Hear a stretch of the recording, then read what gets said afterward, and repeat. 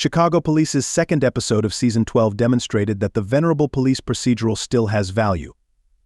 The combination of police and personal drama, as well as Hank Voight's Jason Beghe propensity to breach the law in order to wrap up investigations and provide victims justice, made the original One Chicago Police drama popular. But the show's focus has shifted in recent years, removing the majority of the patrol policemen and tempering Voight's actions. As a result, it was left with tales that felt cliched, and it was also beset by the departure of many Chicago police cast members, which created significant gaps in the narrative. Chicago Police was considerably more of an ensemble series in its early years. Characters from Chicago Med and Chicago Fire frequently crossed over and visited one Chicago after the other series in the One Chicago world were formed. Compared to other police procedurals, Chicago PD was more engaging because of these features. Regrettably, these have disappeared over time. But in Blood Bleeds Blue, the second episode of Chicago PD Season 12, NBC brought back a number of the elements that had made the show beloved by viewers in the past. Chicago PD used to be regarded as one of the greatest One Chicago shows, but in more recent times the show's caliber has declined. The issues were partly caused by the high rates of cast turnover, which were frequently paired with unsatisfactory leave tales, such as the demeaning send-off of Jay Halstead. In addition, the series had to temper Voight's aggressive impulses to prevent backlash due to societal shifts that included a decreased tolerance for police violence in fiction. These alterations resulted in monotonous and repeated stories involving aggressive and dangerous perps kidnapping and threatening police officers, with the criminals' behavior increasing more and more ridiculous. The Chicago Police Department implemented a policy of employing new characters in each episode rather of allowing the whole cast to appear in one, which further complicated the creation of ensemble plots due to financial concerns. Furthermore, because Trudy Platt Amy Morton was no longer teaching or overseeing patrol officers, she frequently had little to no influence, which altered the tone of the show. The show's excessive emphasis on interpersonal connections, such as the convoluted back and forth between Ruzek and Burgess, detracted from its police procedural aspects. The ratings appeared to reflect these issues. Chicago PD's average episode viewership in its first season was 8 million by season 11. It was just less than that, making it the lowest-rated season for the procedural.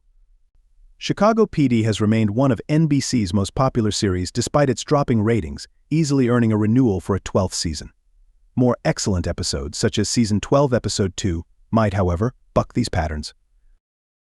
The second episode of Chicago PD Season 12 offered the kind of top-notch entertainment that has been lacking in previous years. The plot had a lot on the line without resorting to clichés.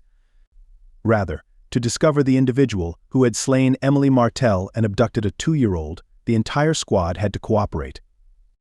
The narrative continued raising the stakes, presenting suspenseful sequences in which a toddler's life was in jeopardy and witnesses either refused to participate or were physically unable to provide much information. This narrative was far more fascinating than previous recent storylines, especially once it was revealed that Roy Darrow intended to kill both of his boys and then himself. It served as a terrifying reminder of what might happen if the police were not successful. Ruzek was working with a patrol officer who happened to be on the site at the time of the shooting but whose abilities and intentions were unclear, and other police officers were also asking if there were any updates on Martell that Voight didn't have time to respond to, which added to the strain. This episode was more engaging than previous ones since it was an ensemble cast, especially considering that Platt had a genuine role.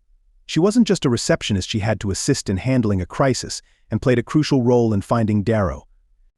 The episode also introduced newbie Kiana Cook Toya Turner to Chicago PD in an organic, fascinating manner, presented 2 intense confrontations at the conclusion, and carried the plot forward at a faster speed than normal.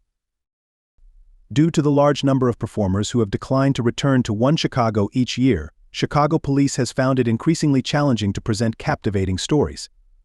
But as Season 12, Episode 2 demonstrated, writing compelling, team-based, and unique storylines is still feasible with a smaller, more recent ensemble. With the exception of Burgess, who was still gone, every character was involved in this inquiry, although the sheer number of people involved never detracted from the plot. If Chicago Police Department keeps producing tales as good as this one, it may yet be rescued.